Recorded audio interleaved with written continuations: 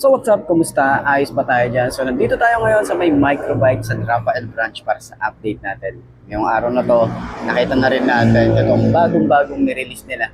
Ito yung microbike MX250N. Pang off-road, dual sport na rin ang isang to. Tara, samahan nyo ako. Walk around natin to, alamin natin yung presyo at yung specification kung sulit nga bang bilhin ngayong 2026. Tara, samahan nyo ako. Walk around na natin. Ayos na ayos yan. Yeah, yeah! Microbike MX Turfunin! Dual spot sa daan at bundok! Imar Moto Vibe! Tara na! Gulong pa lang alam mo nang matibay. Kahit maputik hindi ka bibigay. Sa highway mabilis at trail palaban. Nemix Turfunin laging maaasahan. Malapad ang manibela, kontrolado ride. Kahit lubak-lubak, smooth pa rin ang glide. Formang agresibo, astig pag dumaan. Lahat na palingon kapag ikaw rumagasa dyan. Paakyat man o palusong, kaya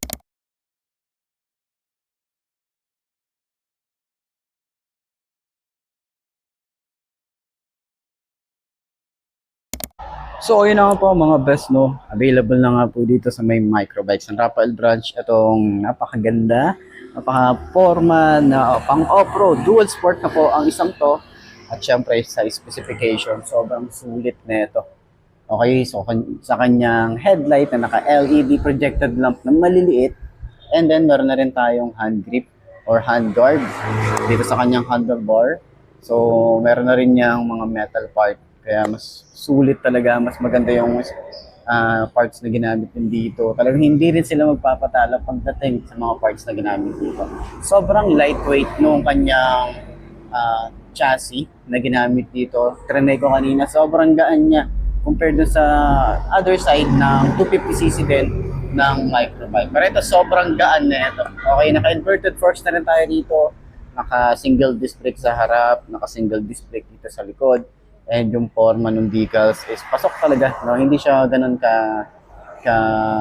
daming decals, minimalist lang talaga siya, tapos talagang sumasabay din dun sa fairings na kulay red. Okay, so hindi natin din alam kung meron pa silang iba pang kulay, pero ito available na isang unit dito, kulay red. Okay, so sa upuan meron silang mga ganitong stitches, oh, ganitong design, tapos mahaba, sobrang haba, tapos malambot din yung kanyang foam.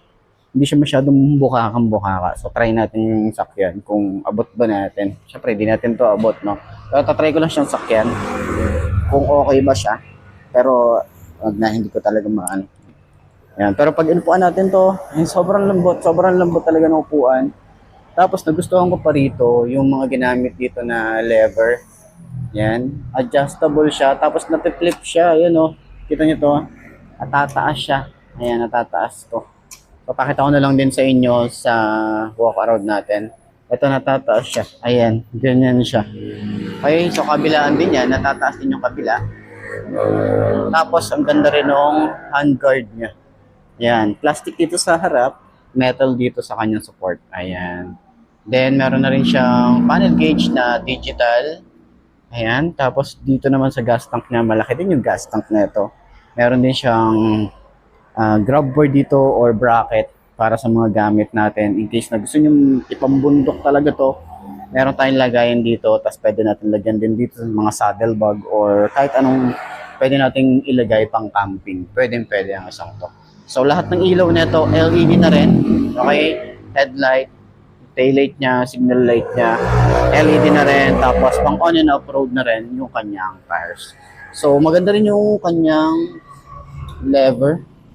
Ayan. Ay yung kanyang shifter dito, napi-flip naman din siya. Tapos yung makina na ito, 250cc, talaga maganda rin yung design. Okay, maganda yung specs na meron to. So try natin yung shock. Okay, naka-inverted forks na nga pala to. Ayun, oh, ganda nung shock niya, oh. Sobrang lambot din. Tapos dito rin sa likod, ayan, oh, sobrang lambot nung shock. Ayan, oh, sobrang lambot, oh.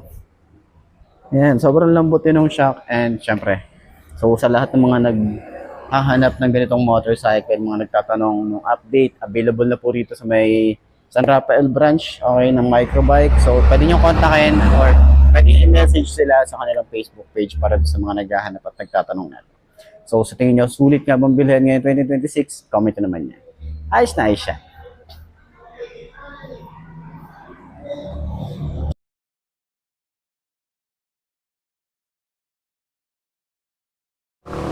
So, yun ang mga best, no? Available na nga po dito ang MX or Microbike MX 250N Dual Sport. So, ikutan natin to para dun sa lahat ng mga nagtatanong magkano nga ba ang ganitong motorcycle at kung sulit nga bang bilhin ngayong 2026. Walk-around na natin, ayos na ayos yan. So, yun na nga, kita nyo naman dito sa kanyang cowling, ang forma, malapad. And then meron tayo ritong headlight na wag natin tanggalin kasi syempre para doon sa may-ari ito. So meron tayong 5 na projected lamp na maliliit. Tapos mayroon tayong daytime running light dito. Paikot naman yan. Yung signal light natin dito, flexible. LED na rin yan. Meron tayong JHL off-road. Yun yung talagang pinakapangalan niya. Ayan, meron dito.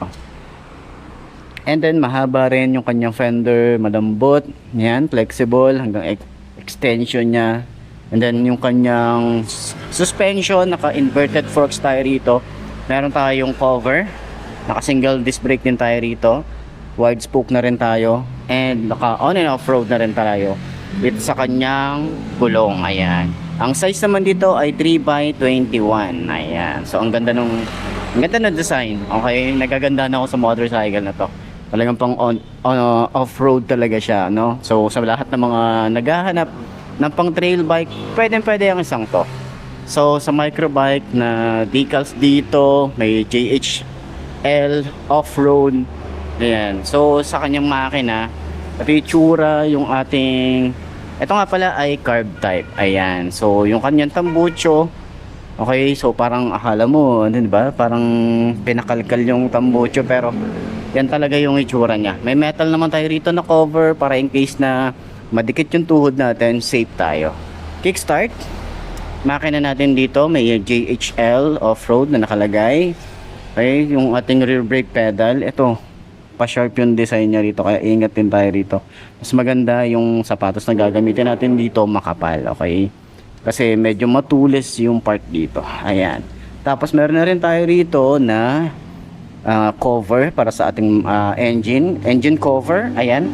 Skid plate siya pero flexible na or malambot na plastic. Ayan. Hindi siya basta-basta masisira. Okay. So parang carbon fiber finish na rin yung itsura niya.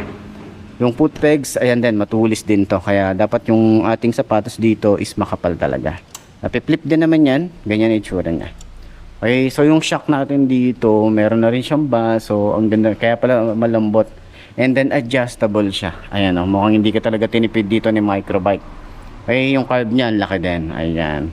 So ito yung itsura ng ating shock. Ayan. So, foot pegs para sa angkas. Metal din naman yan. Pero kung gusto nyo hindi mag-angkas, pwede rin naman. Tsaka hindi naman siya masyadong halata. Okay, taguunay naman siya. Meron siyang bracket dito. Ayan. So, yung ating tire hugger, meron na rin tayong goma dito. Or plastic na malambot. Ayan. So, sa talsik ng putek, yung ating swing arm, malapad, makapal. Naka-single disc brake din tayo dito. Naka-single pad caliper. So, naka-wide spoke na rin tayo dito. Ang size naman dito ay 4.60 by 18. Ayan. So, sa tambucho, ito yung itsura niya. Nandito sa pinakataas. Yung ating bracket dito sa mga gamit. Ayan. Matte finish din yung ginamit dito. Signal light natin dito. Flexible din. LED rin tayo dito. Meron tayong tail light na LED rin. May plate light na rin tayo rito. Lagayan ng plate. At may reflector. Ayan. So sa side, meron din tayo rito chain cover. Yung kanyang sprocket size ay 520 49T. Ayan. So malaki yung sprocket size niya. And meron na rin tayo roller para dito. Okay? Para dito sa ating chain. Ayan. Okay? So naka-single shifter din tayo rito. Napi-flip naman din yan. Ito naman yung other side ng ating makina. Okay, so ito ay 5 speed, 1 down, 4 up. Ayan. So sa kanyang upuan, okay, meron tayo rito magandang leather na ginamit. Sobrang lambot din nito. Hindi siya masyadong bukaka, makapal yung foam na ginamit. Ayan, so maganda yung lining dito na kulay red. Parang, 'di ba, akmang-akma dun sa fairings natin. So isa sa mga nagustuhan din natin dito is naka digital panel na rin tayo dito. Yung ating ignition, yung susi niya, okay, yan yung itsura. Tapos meron tayong lever guard. Yun, oh, ito plastic. Ito naman metal. Tapos ito yung kanyang clutch. Smooth lang din naman. Adjustable din yan. Depende sa inyo kung gaano ka-adjust yan. Ayan, pwede nyo i-adjust.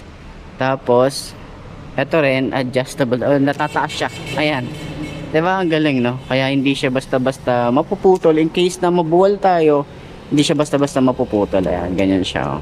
Kasi karamihan, mga adventure bike, talagang pag nasemplang, napuputol yung lever. At least ito, hindi siya basta-basta mapuputol. Ayan. So, meron na rin tayong ganitong parang goma. Ayan, goma na rin pala to.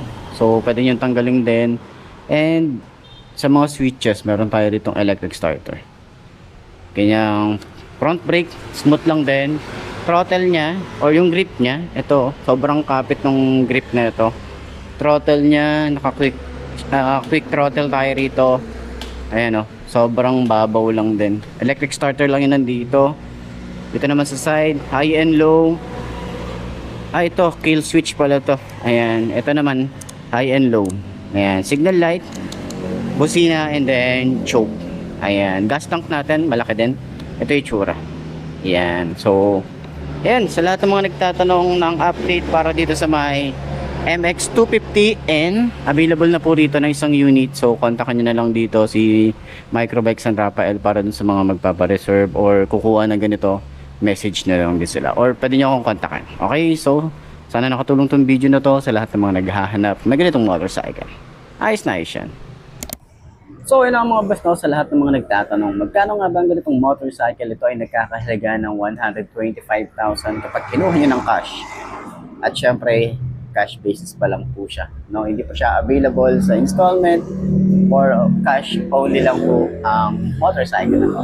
So sa tingin nyo, sulit nga bang bilhin ngayong 2026? Comment nyo naman yan at para dun sa lahat ng mga nakabili na. Yes po, may mga nakabili na po ng ganitong motorcycle. Baka pwede nyo i-share dyan sa comment section. Ano nga ba yung mga naging experience nyo sa motorcycle na to? Ayos na ayos yan. So yun ang mga best no, ito na ba ang motor na babagi sa'yo? Kung ito na nga ay markahan mo na at mag-subscribe ka na sa aking YouTube channel, i-click mo na rin yung notification bell para updated ka sa lahat ng videos na upload natin. Dito araw-araw, so laging tatandaan, wala sa brand ng motor ang itatagal niyan, kundi na sa pag-aalaga mo yan, tatagal yan. Ayos na ayos yan, so kita-kita na lang ulit tayo bukas. I'm Mark D. Ciao. Maraming salamat po. Babush. Arangkada sagad, kahit anong